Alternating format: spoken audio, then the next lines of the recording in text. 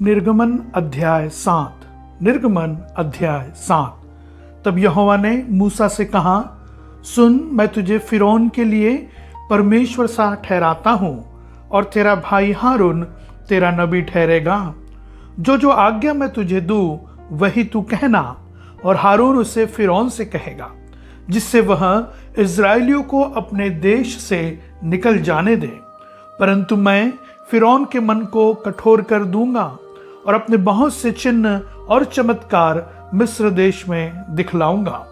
तो भी फिरौन तुम्हारी न सुनेगा, और मैं मिस्र देश पर अपना हाथ बढ़ाकर मिस्रियों को भारी दंड देकर अपनी सेना अर्थात अपने इज़राइली प्रजा को मिस्र देश से निकाल लूंगा। और जब मैं मिस्र पर हाथ बढ़ाकर इज़राइलियों को उनके बीच से निकालूंगा, तब मिस्री जान लेंगे कि मैं यहोवा हूं। तब मूसा और हारून ने यहोवा की आज्ञा के अनुसार ही किया। जब मूसा और हारून फिरौन से बात करने लगे, तो मूसा 80 वर्ष का और हारून 83 वर्ष का था। फिर यहोवा ने मूसा और हारून से इस प्रकार कहा, जब फिरौन तुमसे कहे अपने प्रमाण का कोई चमत्कार दिखाओ, तब तुम हारून से कहना, अपनी लाठी लेकर फिरौन के सामने डाल दे कि वह अजगर बन जाए।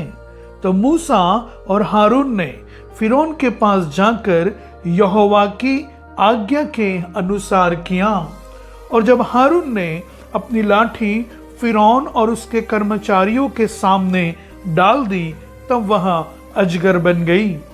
तब फिरौन ने पंडितों और टोना करने वालों को बुलवाया, और मिस्र के जादूगरों ने आकर अपने अपने तंत्र मंत्र से वैसा ही किया। उन्होंने भी अपनी अपनी लाठी को डाल दिया, और वे भी अजगर बन गई। पर हारून की लाठी उनकी लाठियों को निगल गई। परंतु फिरौन का मन और हठीला हो गया, और यहोवा के वचन के अनुसार उसने मूसा और हारून की बातों को नहीं माना। तब यहोवा ने मूसा से कहा, फिरौन का मन कठोर हो गया है, और वह इस प्रजा को जाने नहीं देता। इसीलिए सवेरे के समय फिरौन के पास जा, वह तो जल की ओर बाहर आएगा, और जो लाठी सर्प बन गई थी उसको हाथ में लिए हुए नील नदी के तट पर उससे भेंट करने के लिए खड़ा रहना, और उससे इस प्रकार कहना, इब्रियों के परमेश्वर यहोवा ने मुझे यह कहने के लिए तेरे पास भेजा है कि मेरी प्रजा के लोगों को जाने दे, जिससे वे जंगल में मेरी उपासना करें।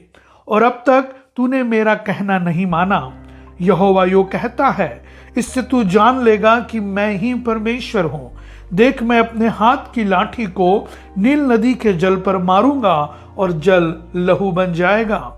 और जो मछलियां नील नदी में हैं वे मर जाएगी, और नील नदी बसाने लगेगी, और नदी का पानी पीने के लिए मिस्रियों का जी न चाहेगा।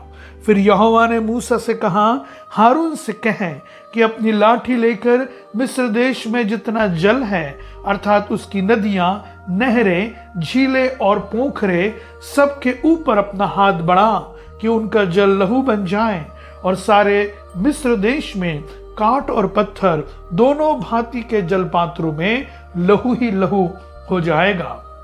तो मूसा और हारून ने यहोवा की आज्ञा के अनुसार किया, अर्थात उसने लाठी को उठाकर फिरौन और उसके कर्मचारियों के देखते नील नदी के जल पर मारा, और नदी का सब जल लहू बन गया। और नील नदी में जो मछलियां थी वे मर गई, और नदी से दुर्गंध आने लगी, और मिस्री लोग नदी का पानी न पी सके, और सारे मिस्र देश में लहू हो गया। तब मिस्र के जादूगरों ने भी अपने तंत्र मंत्रों से वैसा ही किया। तो भी फिरौन का मन हठीला हो गया, और यहोवा के कहने के अनुसार उसने मूसा और हारून की न मानी। फिरौन ने इस पर भी ध्यान नहीं दिया, और मुंह फेर के अपने घर चला गया। और सब मिस्री लोग पीने के जल के लिए नील नदी के आसपास खोदने लगे, क्योंकि वे नदी का जल नहीं पी सकते थे। जब यहोवा ने नील नदी को मारा था तब से 7 दिन हो चुके थे।